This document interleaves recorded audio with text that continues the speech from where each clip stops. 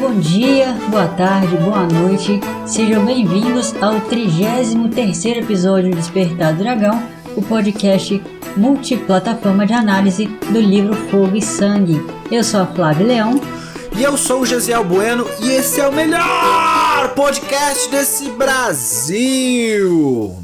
E hoje nós vamos falar sobre um tema muito divertido e talvez até um pouco técnico. A gente vai falar sobre como seria a série House of the Dragon se o Gesiel, que é cineasta, fosse produzir e dirigir a série. Gesiel, já ela vai estar com você, hein? Opa! Então a gente vai falar um pouquinho hoje, né, mais ou menos assim, alguns conceitos que eu usaria como realizador, como cineasta. Para quem não sabe, eu trabalho com cinema independente. Então eu tenho vários curtas-metragens, já produzi websérie, já trabalhei em longa-metragem, média-metragem, atuando nas áreas como roteirista, como diretor de fotografia, editor, né, montador, colorista e efeitos visuais e também a parte de trilha sonora e sonorização. Então todas essas áreas aí eu já atuei e também fiz alguns trabalhos como ator, né? Para quem não sabe, eu estudo atuação já tem aí quase 3 anos que eu estudo e atuo, né? Já atuei em comercial, já atuei em curtas-metragens, já atuei em websérie, enfim, estou bastante ligado aí ao mercado audiovisual e por causa da minha pesquisa e da minha experiência, eu teria algumas técnicas aí que eu utilizaria se eu fosse o showrunner, se eu pudesse dirigir alguns dos episódios e também se eu pudesse escrever alguns dos episódios da série, né, de Fogo e Sangue. Aliás, da dança, né, Dança dos Dragões. Isso, que legal. O Gesiel gente, eu já conheço o trabalho dele e é super bacana, super profissional, vocês precisam conhecer, tá? Todos os canais dele estão linkados lá no nosso site, tá bom? despertadodragão.com.br. Assistam lá e conheçam o trabalho do Gesiel, que é muito, muito bacana. Sim, então vamos começar sem mais delongas aqui, falando um pouquinho, né? A gente não vai se aprofundar nas partes mais técnicas, até porque nós não teríamos esse tempo para isso, né? Vamos falar ali um pouquinho meio por cima de cada um dos tópicos que eu coloquei aqui. Então, a primeira coisa, eu estou considerando o orçamento da HBO, né? Um orçamento parecido com das últimas temporadas de Game of Thrones, talvez um pouco menos, né? Até porque considerando que apesar de ter público, né, uma série que tem público e já vão exigir um certo nível de qualidade, mas eu ainda não sou um realizador tão conhecido, então vou considerar que eu tenho um orçamento um pouquinho menor do que as últimas temporadas de Game of Thrones, que foram caríssimas. E tudo começa por aí, né, Gesiel, com orçamento. Exatamente. Considerando esse orçamento, que não é um orçamento pequeno, tá? Porém, é um orçamento que tem suas limitações. Eu iria apostar, ao invés do grande, eu iria apostar no minimalismo, tá? Apesar de ser uma história épica, eu utilizaria o minimalismo por 2 fatores. Primeiro, óbvio, por causa do orçamento, né, das limitações orçamentárias, mas também porque apesar de ser uma história épica, eu iria trabalhar ali na sala de roteiros, né, tantos roteiros que porque uma série não tem um roteirista, na verdade, não tem um cara que vai escrever os episódios. Todos os roteiros eles saem de uma sala de roteiro. É uma equipe, né? Exato. Tem um roteirista que ele é o responsável por digitar ali, é um só, que digita todos os roteiros, né? Ele é o cara que escreve e finaliza. Porém, ele não é o cara que decide tudo o que vai acontecer e não é o cara que decide os diálogos e nem nada disso. Todo mundo decide juntos. Então, como showrunner, eu teria uma voz ativa bem forte ali na sala de roteiro, né? Então eu iria focar em cenas mais minimalistas, não tanto ostensivas, assim, né, na parte de gastar com muitos efeitos... Desculpa. Gastar com muitos efeitos visuais, com muitos efeitos práticos. Eu não ia ostentar muita coisa, principalmente no começo da série. Eu iria começar apostando em uma coisa mais minimalista, trabalhando a atuação dos atores, cenas bastante dramáticas, com muitos detalhes, um ritmo um pouco mais lento no começo, pra quando chegar mais pro final, aí eu estourar e aí ostentar, entendeu? Entendi. Que é aliás, eu iria utilizar a maior quantidade de batalhas gráficas ali no final. As batalhas do início eu iria sugerir ou deixá-las mais resumidas, para poder entregar no final as batalhas mais épicas. O que você acha dessa abordagem? Eu acho super legal. Até porque o George Martin meio que utiliza isso nos livros, né? Principalmente em Game of Thrones, ele começa como coisa pequena e depois que ele vai expandindo. Sim, exatamente. Todos os livros foram assim, né? Começa mais lento, começa devagar, para você depois chegar a um clímax, né? E acabar a série bem. Porém, isso eu iria utilizar inclusive na parte de orçamento mesmo, trabalhar a direção de arte mais simples no começo, utilizando os cenários mais simples, mostrando menos dos cenários. Eu ia evitar de fazer muito... Por exemplo, quando você coloca um establishment shot, que é um take ali para você mostrar situar geograficamente onde está acontecendo a história. É quando vem uma imagem aérea, ou então um plano aberto, que você vê, por exemplo, Porto Real, você vê Pedra do Dragão, né? É só um take, sabe? Eu iria utilizar desse recurso, porque é um recurso que não é tão caro, porque é um take rápido, é um take curto, e você pode fazer ali digitalmente. E aí eu iria colocar menos, eu iria manter as cenas mais nos mesmos cenários, para eu gastar menos com a direção de arte, para eu poder ter mais orçamento para o final. E aí no final, como vão ter batalhas e tudo mais, aí eu faria planos sequências mostrando mesmo os cenários. Aí iria eu construir os cenários, os caras indo para lá e para cá e tudo mais. Ia botar fogo nas coisas, quebrar as coisas, porque daí eu tenho dinheiro para isso. E o establishment shot pode parecer simples, mas é extremamente importante, né? Você saber onde está acontecendo aquela ação é imprescindível. A gente viu isso recentemente na Invocação do Mal, que aconteceu um probleminha desses aí. Eu fiquei confusa. Numa hora lá não sabia onde eles estavam. Então, é imprescindível e é uma coisa, assim, relativamente fácil de você fazer, né? Exatamente. Porém, isso daí, o que acontece? Você precisa... Cabe ao diretor filmar essas cenas. Ou, no caso de cenas em cenários fictícios, cenários que são criados, né? Aí, não só fictícios, né? Às vezes são cenários reais, mas que você não tem autorização para filmar e tudo mais. Por exemplo, Vaticano, essas coisas. Você precisa criar ali digitalmente, né? Então, deixar já pra equipe de efeitos visuais, né? Que os caras fazem isso com animação 3D e tudo mais. Deixar esses caras... Isso tem que ter, né? Você tem que reservar uma graninha para esses caras aí fazerem isso, ou então os caras voar com drone, ou então filmar ali o local e tudo mais, para você ter esses takes, né?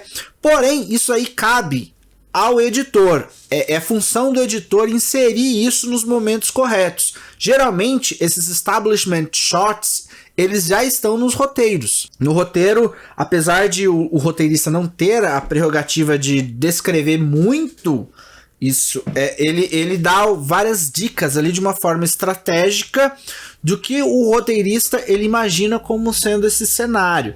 E aí cabe depois a equipe técnica reproduzir, né, junto com a direção de arte, criar esses conceitos aí, essas imagens.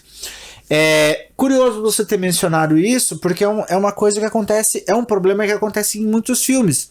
E eu vou te falar, um dos meus filmes principais, um dos meus preferidos em matéria de edição, que é um filme extremamente bem editado, ele para todo mundo que tá começando a editar, ele é tipo uma enciclopédia, assim. Você vê, você aprende, ele é uma aula de edição. É Matrix, o primeiro Matrix. Esse filme, ele é uma obra-prima de edição. Muita gente elogia os efeitos visuais, que são maravilhosos. A direção, assim, das... Né, que na época não eram os irmãos Wachowski, né, que viraram irmãs Wachowski. Eles falam muito da direção, dos efeitos visuais e do roteiro, que tem todo um conceito muito louco, muito subversivo para a época, né? Porém, o que pouca gente fala é sobre a edição. E talvez seja porque a profissão do editor é uma profissão muito ingrata. As pessoas... Quem que fala? Tipo, ai, que legal a edição daquele filme. Porque a maior parte das pessoas não sabem o que o editor faz. E o trabalho do editor, quando funciona, é um trabalho que você não vê. Porque você tá tão imerso no filme que você não percebe que ele foi editado. Por causa da estratégia que o editor utilizou para deixar o filme bastante imersivo, vamos dizer assim. Ah, que legal. Então, quanto menos perceptível, melhor. Sim, exatamente. Quanto menos perceptível, menos o cara forçou a mão ali. Ele trabalhou por meio da sutileza. E Matrix, ele assim pra mim, ele só não é impecável por causa de um problema. Que não chega a ser um establishment shot, porém é a falta de um shot, de um takezinho ali, que os caras poderiam ter colocado na edição e não colocaram. Não sei se não tinha, se não gravaram esse take, ou se o editor comeu bola. Eu acho que não gravaram o take, e aí ele teve que fazer daquele jeito lá. Não, mas parando pra pensar, não. Era só ele ter trocado uma sequência. Eu vou explicar já, tá? Mas primeiro eu vou falar... Tudo isso que eu tô falando, apesar de a gente parecer que tá fugindo do assunto, tem a ver com o que nós vamos falar em breve, porque eu também vou falar sobre edição, né? Como eu disse anteriormente, eu sou editor de vídeos, eu trabalho profissionalmente como videomaker, como editor de imagens, produzindo vídeo, editando vídeos, todas as fases da edição, né? Eu faço, inclusive animação e todas essas paradas. Mas voltando ali, antes de se aprofundar na dança dos dragões, né? Falando de Matrix. Matrix, as transições de Matrix, elas são muito funcionais. Isso eu acho maravilhoso. Tem uma cena que o telefone, os caras entram numa linha telefônica e aí fica aquele barulho de telefone, e depois se entra só o barulho como do telefone batendo assim, só que ele fica no mesmo tempo como um metrônomo, né, que é o efeito da linha telefônica. E aí esse efeito ele vai se transformando num relógio. E aí é o relógio da cena seguinte. Você não percebe isso, mas um cara que é editor fala: meu, que sacada que o cara fez. O barulhinho ali, o tututu do telefone se transforma no tic-tac do relógio, sabe? Por exemplo, logo no começo, na cena inicial, onde tem a Trinity, que ela tá fugindo dos policiais, e aí aparece um agente. A música, olha que coisa louca, a música interage com a cena. Então a música fala... A música super de suspense, aquela adrenalina, aquele thriller, né, intenso, você com medo dos policiais perseguindo a Trinity. E aí o agente vem correndo, a Trinity pula de um prédio pro outro, cai no prédio e faz um barulho, plec. Aí ela gira e continua fugindo do agente. O agente pula, vum, e cai. E aí a música, junto com o barulho, a música ela joga um tom grave, bem na hora que ele pisa no lugar, no exato local onde a Trinity havia caído. Quando ela caiu, fez um barulho leve, prec. Quando ele cai, faz um barulho grave, brum. E a música, com uma nota grave, ela prolonga esse impacto. O grave bate junto com o pé dele e ela prolonga esse grave. Porque daí o que acontece? Você tem a impressão, duas coisas acontecem. O barulho que ele faz é muito mais grave, muito mais intenso do que o barulho dela. Ou seja, ele é muito mais pesado, muito mais robusto, muito mais forte. E aí, ele coloca... Deixa aquela nota perdurando no ar, dando aquela sensação de ameaça. Agora, a cena que era de ação, perigo, mas que a Trinity estava se destacando, mudou. Agora ele tá dominando a cena. Ele é a ameaça maior. E ela só pode fugir, ela não pode enfrentá-lo. E ele é um vilão. E tem tudo a forma como a câmera enquadra ele, dando a sensação de que ele é maior do que ele realmente é. Tudo isso é a direção, óbvio, mas é a sutileza do editor escolhendo quais takes utilizar e utilizando a música, a trilha sonora a favor da narrativa. Quando você, uma pessoa desinformada em matéria de edição, assiste ao filme, ela tem os seus sentimentos manipulados pela narrativa. E ela não sabe por quê, mas ela sabe, o inconsciente dela avisa que aquele cara é um perigo. Um editor vê isso e fica tipo, what the fuck? A gente fica maravilhado com uma cena dessa. Então é isso. Só que daí, voltando aos erros de Matrix, tem uma cena no final em que tem uma dinâmica ali que não funciona. Onde quando a Trinity e o Neo, eles estão ali na cabine telefônica, tem um take que não funciona. Quando o mendigo tá se transformando em agente Smith, tem uma cena que é só o Neo olhando para a câmera. Dá a impressão pro espectador que o Neo tá olhando para o agente Smith. E depois você vê que não é, ele tava olhando pro telefone. Isso dá um estranhamento. É um pequeno detalhe que muita gente muito provavelmente não reparou, mas dá a impressão de que ele estava olhando para o mendigo, e não estava. Então, quando o mendigo atira, você perde a surpresa, porque você já achava, pelo menos por um momento, que o Neo havia visto, e não tinha. Então isso aí quebra ali o ritmo da edição, mas é o único defeito do filme. Todo o restante da edição seria perfeito. Assim como seria a edição perfeita se eu fosse o showrunner, porque eu iria ser extremamente rigoroso em matéria de edição. Que ótimo, tem que ser assim mesmo. Ainda mais tratando de uma superprodução como essa, né? Com certeza, com certeza. E, como eu disse anteriormente, eu também sou diretor de fotografia, inclusive já tendo ganhado alguns prêmios pela direção de fotografia de alguns dos meus filmes.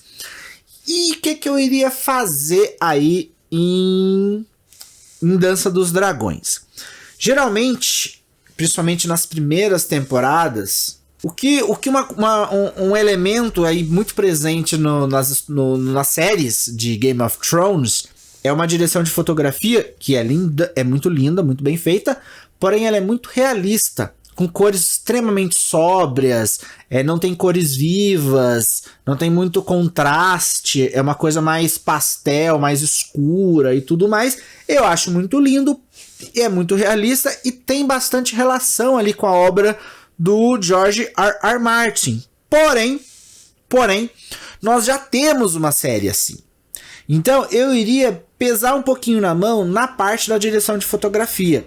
Eu iria utilizar uma direção de fotografia mais expressiva, menos realista e um pouquinho mais estilizada. Eu não iria fazer nada extremamente exagerado, porém eu ia pesar um pouquinho mais na mão. Ah, é? Eu iria utilizar um desenho de luz e sombra e eu ia diversificar o color grading. Como que eu iria fazer isso?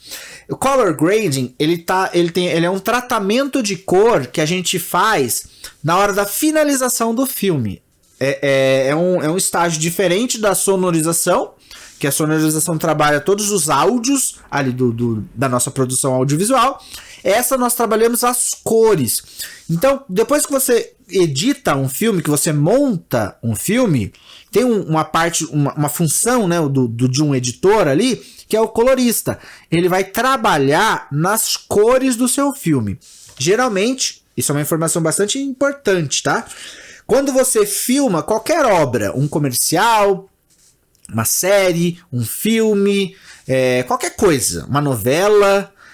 Antigamente não, mas hoje em dia sim. Televisão também se utiliza dessa parte do colorista.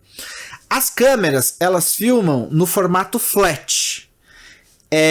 Tem pouquíssimas cores e pouquíssimo contraste. É quase sem cor. Não é preto e branco, mas as cores são bem pastelzinho, sabe? Bem fraquinha as cores e bem fraquinho o contraste. Por que a gente filma no formato flat? Porque o flat, ele me dá muitas opções do que eu posso fazer com aquela imagem.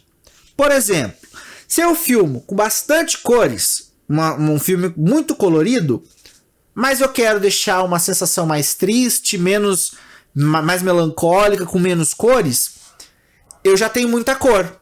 Eu vou precisar tirar a cor. É mais fácil, então, você colorir do que você tirar a cor, né? Mas veja bem, vamos supor que você tire uma foto pro seu Instagram. Tirou uma foto sua pro seu Instagram.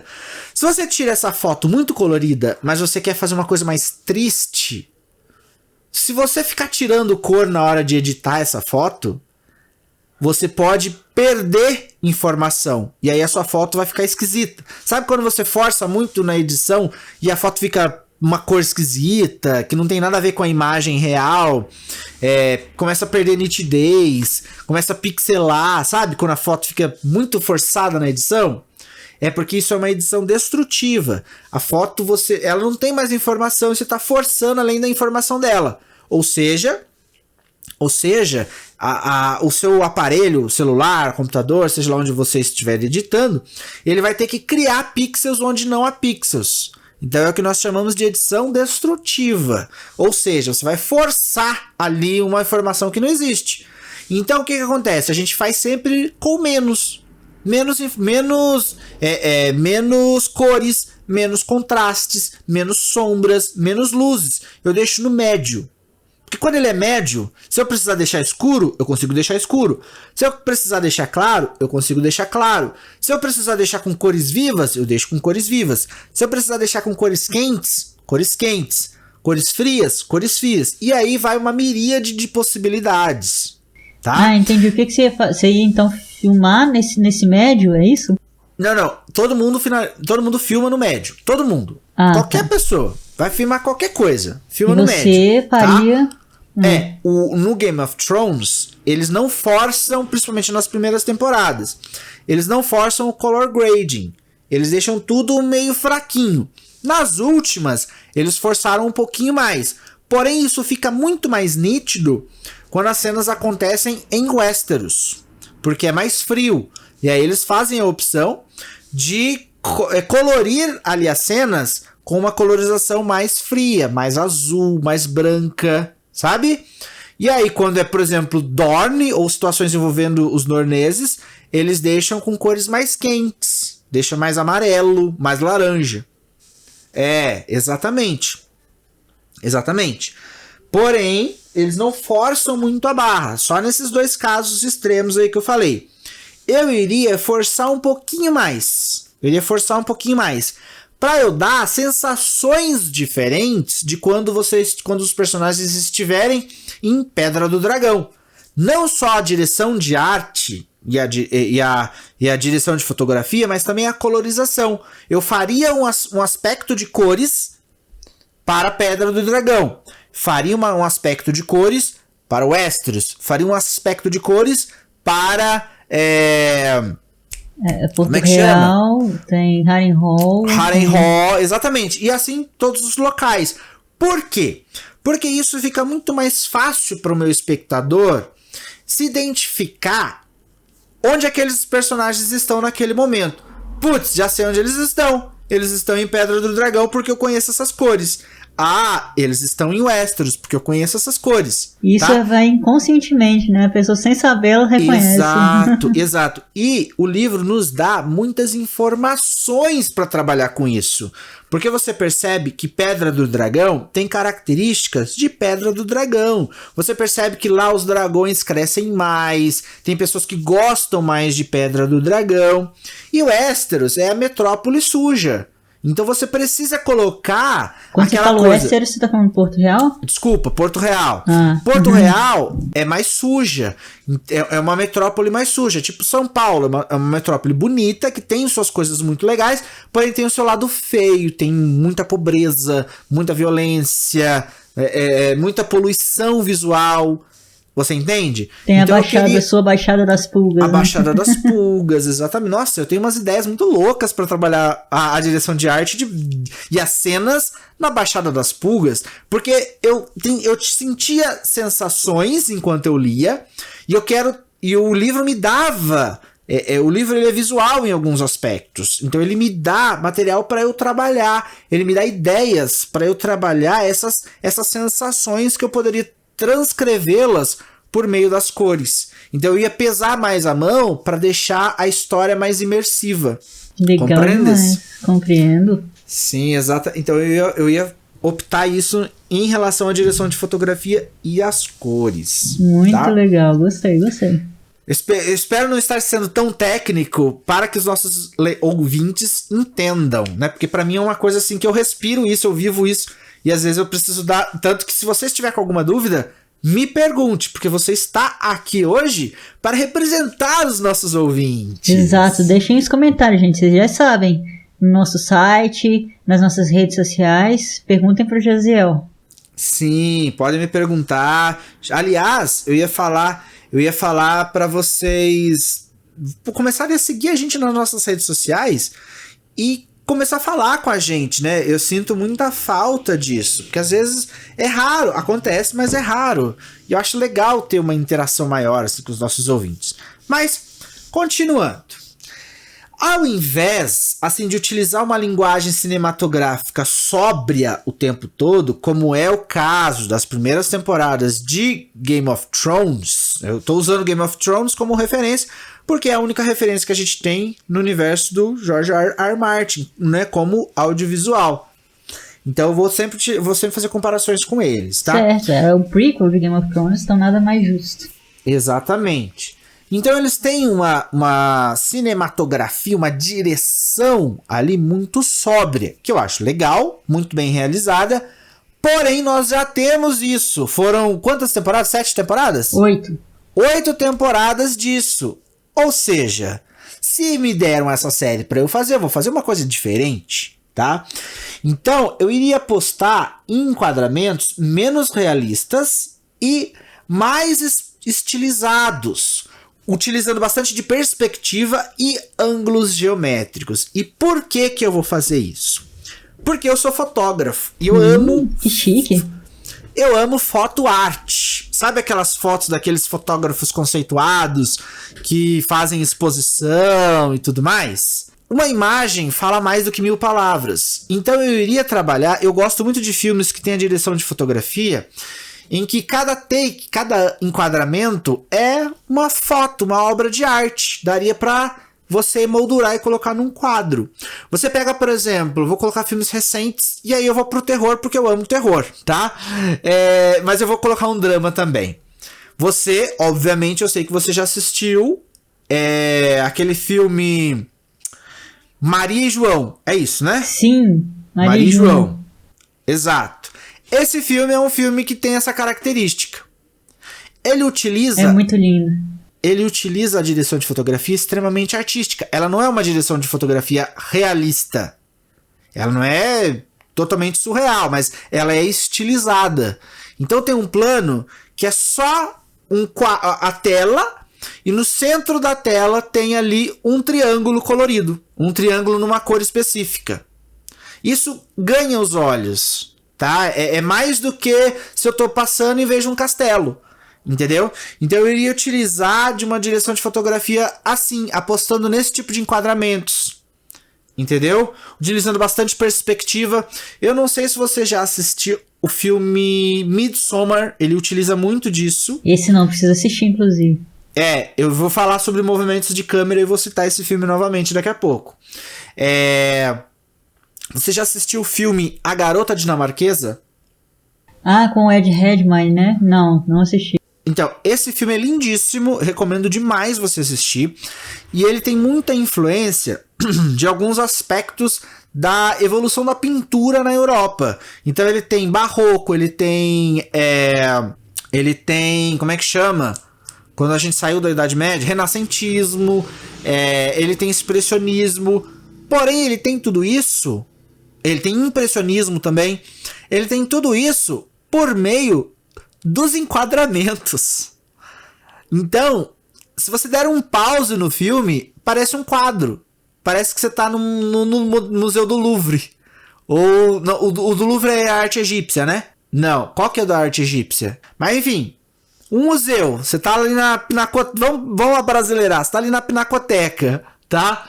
E aí tem uns quadros lindíssimos. É um plano do filme. É um take do filme. Eles tentam recriar obras icônicas por meio da direção de fotografia.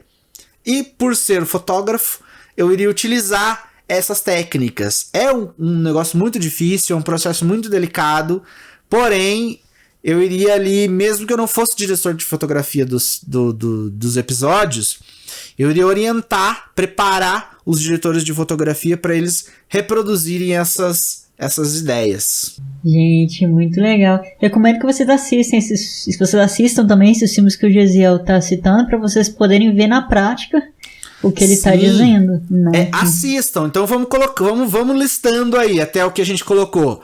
Matrix, sobre edição. Direção de fotografia, Midsommar. Maria e João. E A Garota Dinamarquesa. Então já temos aí 4 recomendações para vocês assistirem. Assistam e nos mandem o que vocês acharam. Uma outra técnica que eu gosto demais são os movimentos de câmera que acompanham o sentimento das cenas. Geralmente ele manipula também as emoções do espectador. E muitas vezes, se você usar da forma correta, causa estranhamento. Uma coisa que a gente vê muito, por exemplo, em Game of Thrones, é o plano e contraplano e master shot. Eles geralmente utilizam essa técnica para fazer os diálogos. Plano, eu mostro um personagem em cena conversando com alguém. Contraplano, eu mostro o plano do outro personagem.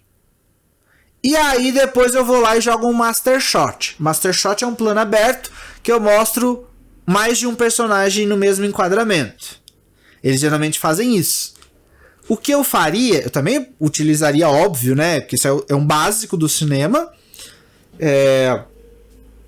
Também utilizaria dessa técnica, porém, eu iria sair do mesmo. Principalmente quando eu quisesse colocar que algo estranho estivesse acontecendo. Por exemplo, a cena em que o rei morre e eles seguram a notícia pra não alertar lá a rainha. Sim, quando o Viserys morre, pra não alertar a Rhaenyra, né? Exato. Eu iria utilizar um plano sequência, tá? Trabalhando o movimento de câmera. Então vamos supor essa cena. Eu não iria filmar os outros personagens. Eu iria filmar apenas... Como que é o nome do Sir lá que é morto? Eu iria filmar só esse cara. Eu ia ficar... todo mundo, a gente ia estar ouvindo as falas de todo mundo, mas eu iria deixar a câmera fixa nesse cara. E aí depois a câmera iria se movimentar. E aí ela iria revelar os outros personagens, sempre focada nele, para deixar a sensação de sufocamento até o momento em que ele fosse morto. Entendeu? Imagina essa cena num crescente. Ele falando, beleza, agora vamos avisar a Rhaenyra que não sei o quê. E aí, cadê vamos mandar lá os corvos? Não, mas por que vocês estão me olhando desse jeito? Ei, por que você tá tirando a espada? Tá entendendo? Numa ação crescente até chegar às vias de fato. Para deixar uma cena bastante sufocante e estranha. Eu gosto do estranho, do que foge do convencional. Inclusive o deus preferido do Gesiel é o estranho, né, Gesiel? É o estranho, com certeza. Mas sabe uma obra que faz isso, que você tá citando? Você foi falando e eu fui lembrando. Não, tá, além de Midsommar, porque eu não assisti Midsommar. Sem entrar na questão do final, tá? Mas é Lost. Lost, inclusive, ganhou muitos prêmios, tá? Inclusive técnicos. Uhum. E o primeiro episódio, o episódio de piloto, faz isso muito bem. Exatamente, é um ótimo exemplo. Sim, aquela primeira cena que o Jack sai correndo, né, quando ele chega na praia, você só vê ele tá olhando pra algum lugar, e com aquele olho arregalado, e você não sabe o que ele tá vendo. E de repente a câmera vai devagarzinho assim virando, e a música e o som vai aumentando junto, né? Uhum. E aí de repente você vai vendo os pedaços de avião, umas pessoas correndo, e de repente você vê aquele caos e o avião, né? A fumaça saindo. É muito legal. Então, é ação crescente e isso impressiona o espectador, né? Impressiona muito mais do que se já abrisse e mostrasse o caos. Quando vai crescer, quando já está grande, não tem para onde crescer. Quando começa pequeno, aí tem muito potencial para crescimento e isso vai manipulando as nossas sensações.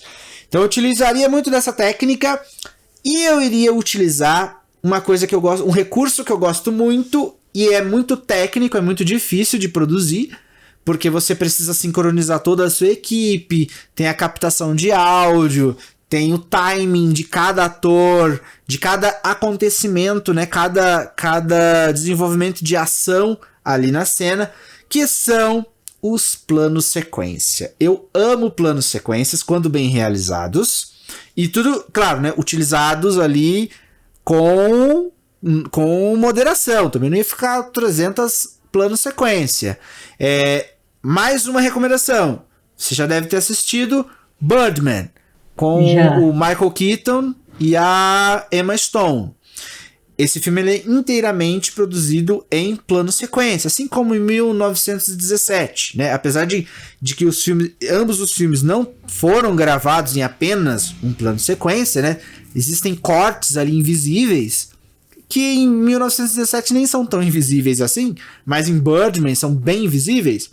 Mas eu iria utilizar alguns planos sequências desses, não tão grandes como esses dois exemplos, mas eu iria, imagina no meio de uma batalha, um general saindo do seu forte, do seu ali, local de comando e passando nas ameias do castelo, interagindo com os soldados e até chegar nas ameias e olhando, vendo aquele outro exército ali pra cercar com dragões ali. Nossa, eu já piro nessas coisas. Eu amo plano sequência, principalmente quando eles vão te entregando partes do cenário, vão te entregando revelações sobre o enredo e aí finalizam com uma cena grandiosa. Eu adoro isso. Um exemplo de enquadramentos desse tipo é o filme Roma. Olha aí, mais uma recomendação pra galera. Você já deve ter assistido. Roma tem na Netflix. Ah, sim, Roma, claro. Então, esse filme eu gosto porque eles utilizam muito de câmeras de lentes grande angulares.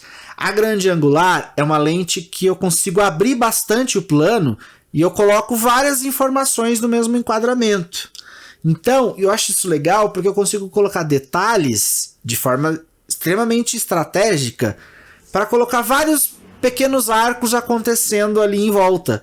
Então, enquanto está acontecendo uma parte da história, eu estou contando outra no cantinho ali da cena. Sabe? Eu acho isso muito legal e isso provoca o espectador, né? Porque ele acaba sendo obrigado a dialogar ali com a obra. Não é uma obra tão fácil de assistir. Não é só ele sentar e ver a historinha. Não, ele precisa gastar uma energia também para compreender todos os detalhes. Então eu acho isso muito legal. Numa cena de guerra isso seria bastante eficiente. Com certeza, com certeza. O próximo elemento que eu vou falar aqui não é técnico. Não é técnico, porém ele influenciaria toda a pegada da série se eu fosse o showrunner. E essa eu vou deixar você dar um palpite. O que você acha que poderia ser? Não é técnico, tá? Agora tem mais a ver com o enredo e com o ponto de vista ali, com a forma de contar a história. Nossa, o que eu acho que é? É. Nossa, eu não sei. É o elenco? Tem a ver com o elenco, mas eu não vou fechar em atores aqui. Mas eu vou fechar em personagens. Vamos trabalhar em personagens. Eu não sei. Sabe, no fundo você sabe. Eu iria utilizar a série. Eu ia dar muito destaque para um personagem em si. Um personagem específico. Ah, só não falo Sandok porque o Sandok é depois da dança. Não é Sandok. É um dos meus personagens preferidos do livro inteiro. Ah, o cogumelo. Cogumelo! Ah. Eu iria dar muito destaque pro cogumelo. E o que eu ia fazer? O jeito ácido do cogumelo de contar a história, eu iria utilizar toda a série com um olhar mais próximo do olhar do cogumelo. Aí você me pergunta, como assim? Você já deve ter assistido os filmes do Spike Lee. Você obviamente sabe quem é, né? Então, o Spike Lee, nos filmes dele, ele tem uma característica que eu acho muito inteligente. Não só fazer crítica social, ele faz muita crítica social, mas isso falar Spike Lee crítica social contra o racismo é eufemismo, né? Porém, ele utiliza a narrativa dos seus filmes, dos filmes que ele dirige, e isso está presente na direção e muito presente na montagem, na edição, que é o sarcasmo. Eu amo quando o editor faz a montagem do filme, e isso tem muito a ver com o diretor, que é o diretor que vai dosando o tom para esse tipo de coisa. Quando você utiliza do sarcasmo para contar a história. Por exemplo, se você pegar meus filmes, isso é muito presente. Nos meus contos isso é muito presente. E nos filmes que eu mais aprecio isso é muito presente. Sabe quando você fala... um personagem tá falando... Não, porque... eu gosto demais da minha mulher, eu amo minha mulher. Jamais faria alguma coisa pra magoá-la. E aí, no take seguinte, ele está na cama com a amante. Vê o sarcasmo que é a montagem. Porque quem define a sequência de cenas que vai acontecer é o montador. O montador pode colocar uma cena, ele vai colocar, tem A, B, C, D, E, F, G, H, as cenas. Eu posso colocar A, E, H, J, B, eu que vou definindo a sequência das cenas. E aí quando você utiliza o sarcasmo para trabalhar a montagem, eu acho isso uma pegada muito inteligente, muito sutil e muito provocativa. Então eu utilizaria toda a série com uma pegada como se fosse o cogumelo que estivesse contando. Entendeu? Então ao invés de eu colocar personagens sendo todo momento sendo nobres e virtuosos, eu iria mostrar os personagens sendo desvirtuosos, entendeu? E é o que mais tem, fogo e sangue. Sempre eu olharia a história sob um ponto de vista pessimista, sempre vendo o pior dos personagens, entendeu? Que eu acho isso muito divertido no cogumelo. E aí eu iria colocar eu não iria mostrar nudez gratuita, porém eu iria colocar alguns elementos assim de sacanagem, de sacanagem do tipo, olha como os personagens são sujos, entendeu? Pra você brincar com... Porque atualmente as pessoas vivem com a nossa sociedade vive com uma hipocrisia sem tamanho. Sem tamanho. Então o cara na televisão, ele acusa o fulano. Por exemplo, vou dar um exemplo. Eu não vou citar nomes, mas eu vou dar um exemplo de um comediante que há um tempo atrás ele falava, não, porque esse cara fez uma piada aí de mau gosto, tem que processar esse cara. Porque fulano fez não sei o que, pô, jamais, você tá errado, eu jamais faria isso, olha esse cara que escroto. E depois o cara foi acusado e condenado por assédio sexual, você tá entendendo? Então, ou seja, esses caras que pregam muito dos bons costumes são os piores, sabe? Então os caras que são tipo eu, que não fica pregando bom costume, são os caras que melhor dá pra salvar. Porque a gente sabe que a gente não é grande coisa. Então quando a gente sabe que a gente não é grande coisa, a gente não precisa fazer tanta coisa errada. Agora o cara que prega muito, que fica acusando os outros, aí que fica pregando o politicamente correto, na grande maioria das vezes, tipo na grande esmagadora maioria das vezes, são os caras que mais fazem essas coisas aí erradas, entendeu? E é melhor ser o cogumelo do que você ser tipo o grande Mace Pycelle lá de Game of Thrones, né? Exatamente, aquele velhinho safado. A gente não sabe do Septão Eustace, né? Que é o outro nosso outro cronista. Mas deve ser também. Mas são hipócritas. Você vê as atitudes dos caras, sempre protegendo os ricos. E ninguém aí nem aí pros pobres, né? Cogumelo, ele se preocupava com ele, mas eu tenho certeza que o Cogumelo, ele era um cara, ao seu ver, né? Dadas as suas limitações, era um cara altruísta, pra quem ele ligou, tanto que ele era amigo, todo mundo gostava do Cogumelo, quem tinha contato com ele, porque ele era um cara muito gente boa, né? Então eu utilizaria isso pra dar ali, dosar o tom da minha história. E o último aspecto, aliás, o penúltimo, porque tem um bônus. Tem um aspecto bônus. E o último eu já falei aqui, que eu iria postar uma montagem sarcástica, né? Brincando ali com a sequência das cenas para gerar emoções, que foi o que eu acabei de falar. E ali,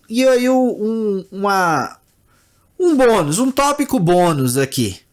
Eu iria colocar o famoso fanservice. Porque quem somos nós sem fanservice? E o fanservice, eu iria colocar elementos na história. Eu não iria colocar Starbucks, como aconteceu no Game of Thrones. Mas eu iria trabalhar a metalinguagem. Eu faria referências da obra total do George R. Martin. Porém, eu iria colocar nos diálogos, na fotografia e em situações fanservice da cultura em geral baseada, inspirada ali no universo criado por George R. Martin.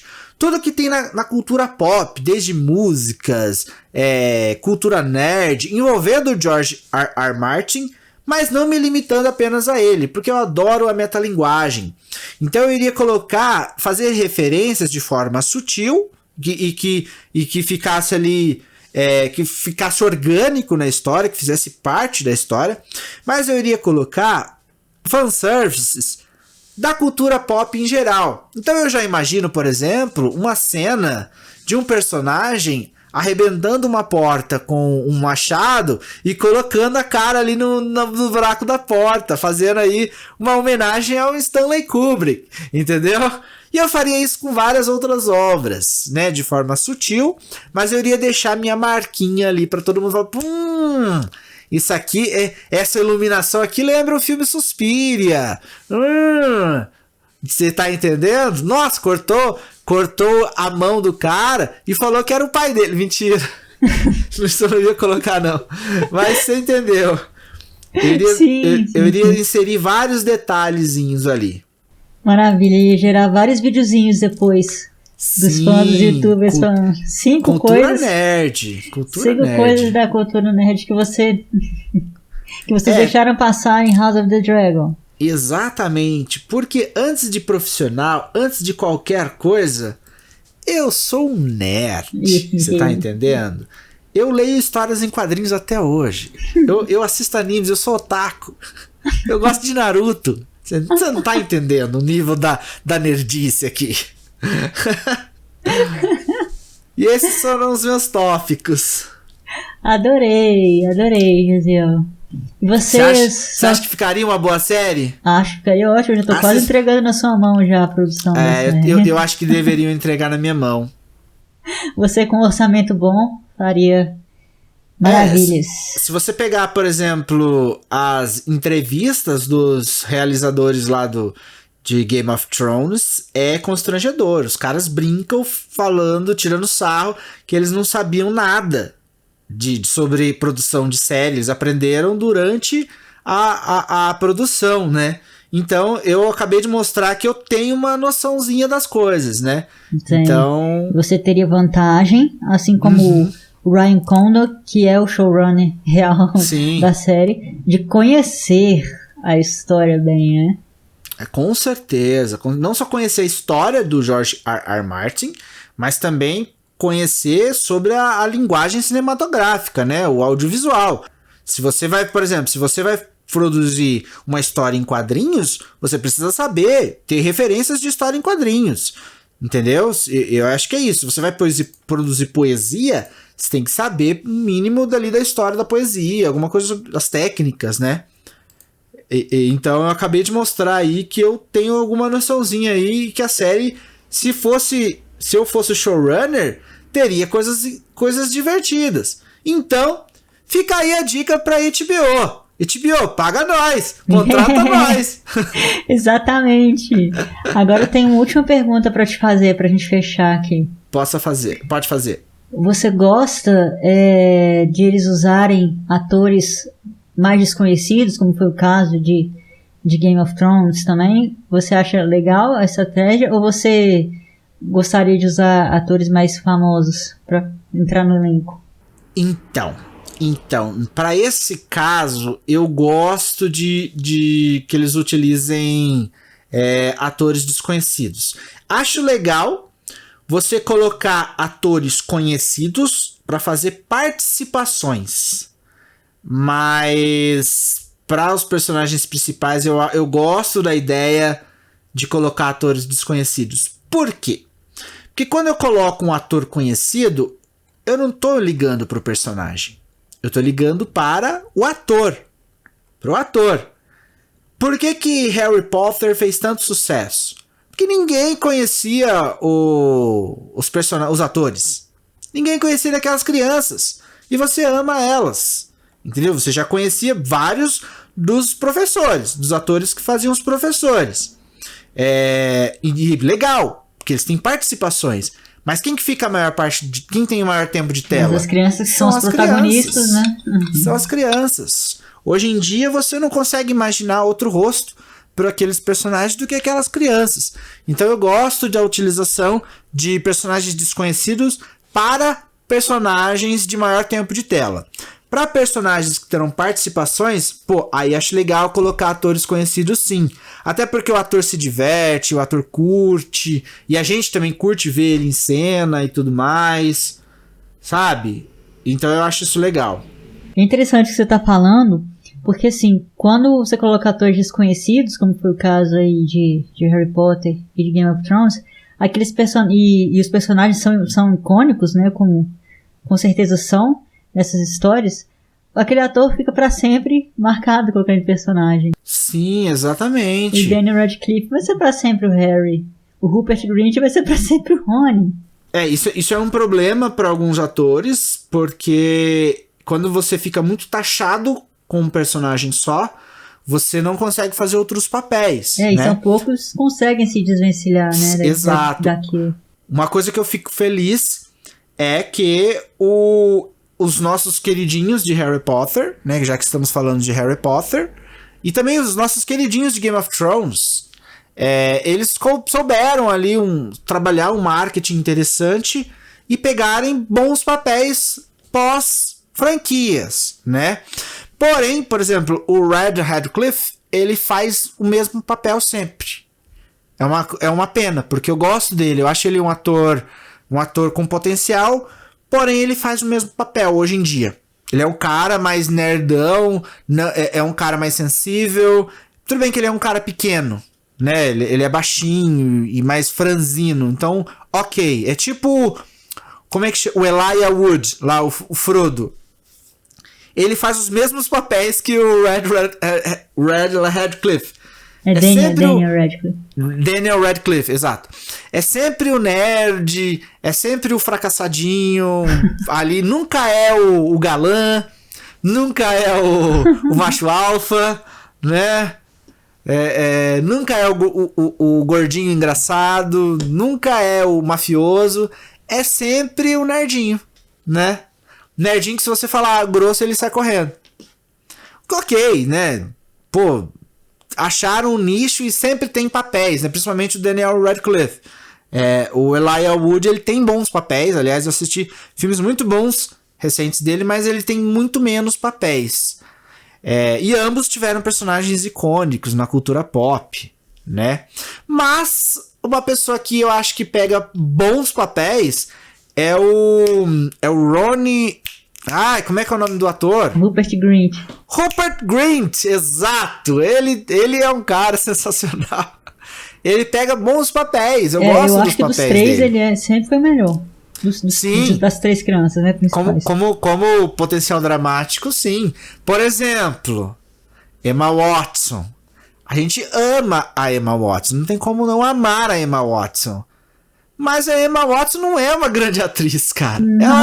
Ela fez uma ótima Hermione, mas os papéis que ela fez depois disso, ela não mostra nada como atriz, ela não tem nuances, ela é sempre a mesma carinha. Nossa, desculpa quem gosta, gente, pelo amor de Deus. O filme tem várias coisas boas, mas ela em A Bela e a Fera é constrangedor, cara. Nossa, é constrangedor, gente. Dá vontade de falar assim, vai pra uma escola de atuação, sei lá. Sabe, eu confesso que eu fiquei extremamente frustrado. Aí ela fez um filme com o Náufrago. Como é que chama? O Náufrago. O Náufrago, o Tom Hanks? Tom Hanks. Ela fez um filme com o Tom Hanks que é, o trailer da hora, sabe? Puta thriller. Ali, aí você pega pra assistir, no filminho parece um episódio de Black Mirror. Um episódio morno de Black Mirror. Nas mulherzinhas também ela não faz muita coisa. A rede social, então. Eu acho. As mulherzinhas é o Little Woman, né, que você tá falando. Não é as mulherzinhas, não. Ele veio pro Brasil com outro nome. As mulherzinhas, eu sempre penso as mulherzinhas adoráveis mulheres. As adoráveis mulheres, isso. As mulherzinhas. As mulheres em Portugal que chama. É porque eu fui livro, e o livro era esse nome, aí eu fiquei confundindo. Exato. Não, mas a tradução seria isso, as mulherzinhas. Little Woman, mulherzinhas. Mulherzinhas. Mas eu achei muito engraçado. Adoráveis mulheres. É que nem He-Man. Se você for pegar a tradução literal, ele homem. Que sentido faz isso? Ele homem. Então é isso. Então é por isso que eu sou a favor de você colocar atores desconhecidos para personagens importantes. Principalmente quando é criança. Arya Stark, a Michelle Williams, Maisie Williams, nunca vai ficar sem papel. Porque todo mundo ama ela. Ela faz filme de lobisomem, filme feio, filme chato de lobisomem, de mutante, mas a gente gosta dela. A gente curte ela. Ela é incrível. Pega lá a Sansa. Como é que é o nome da Sansa? Sophie Turner. Fez lá o filme do X-Men lá. Ficou uma porcaria aquele negócio. Passou vergonha lá. Passou vergonha? Passou. Mas você acha que essa menina vai ficar sem papel? Não tem como. Ela é maravilhosa. Ela canta Slim Shady do Eminem. Eu não lembro qual é o programa lá. Acho que é o do Jimmy Fallon. Eu não me recordo agora. Ela canta o Eminem. Quando ela canta o Eminem, ela já tinha meu coração. Quando ela canta o Eminem, ela ganhou meu coração triplamente. Porque eu cresci ouvindo Eminem. Eminem ali faz parte da formação de caráter dos caras da minha idade. Nós que somos aí os trintão. Eu tô aqui representando os trintão. Os caras que cresceram assistindo TV Globinho. E a gente ouvia Eminem. E a Sophie Turner também ouvia Eminem. Então fica registrado aí. Bom, galera, então é isso. Esse foi nosso episódio mais técnico sobre como Jesiel faria se ele estivesse na liderança e na direção da série que está por vir. E hoje a gente tem um anúncio para fazer, que esse vai ser o nosso último episódio do podcast até a série começar. Nós decidimos que vamos esperar a série começar para voltar com o podcast, tá bom? Quando então a gente vai comentar episódio a episódio, como a gente fez com os capítulos do livro. Mas vocês não vão se livrar da gente. Conta pra ele, Gesiel, o que a gente vai fazer agora. Sim, galera, porque nós só vamos parar com esse podcast por causa de um motivo bastante específico, porque nós temos outro projeto que já tem algum tempo que nós estamos aí com ele no papel, planejando e tudo mais, mas nos faltava tempo para produzir. Porque, apesar de não parecer, a gente gasta um tempo aqui produzindo roteiros, procurando pauta e tudo mais para manter esse podcast sempre ativo. E aí um outro projeto que a gente está querendo realizar também tem uma demanda de tempo. Então a gente precisava achar um tempo para poder produzir. E aí, pelo menos por hora, a gente não estava conseguindo manter os dois projetos.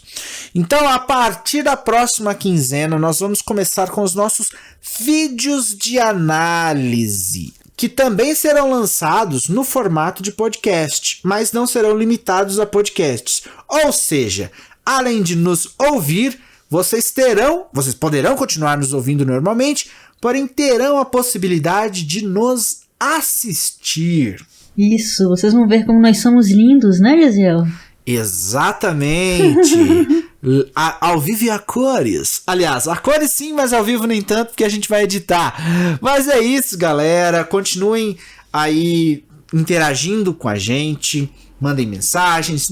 Nos acompanhe nas nossas redes sociais pessoais também, porque lá a gente vai começar a soltar muitas novidades e também é um espaço ali que vocês podem nos seguir as outras coisas que a gente faz.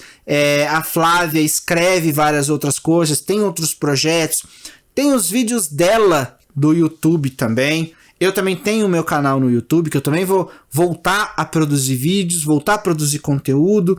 Também escrevo as críticas, análises e muito mais coisas aí que a gente vai sempre estar postando para vocês. Exatamente. Todas as nossas redes pessoais estão linkadas lá no site, como eu falei, tá, pessoal?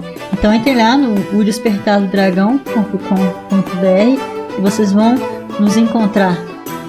Nos sigam lá e conheçam o nosso trabalho, tá bom? O Gesiel, a gente trabalha juntos no Cinema a gente trabalha junto no Quarta Parede Pop e a gente vai começar a fazer esses vídeos de análise também juntos. Eu espero ver vocês lá também comentando e conhecendo, tá bom, pessoal? E até a próxima! E a gente volta assim que House of the Dragon for lançada, tá bom? Gesiel, valeu e nos aguardem, pessoal. Valar do Raeris. Valar Morghulis.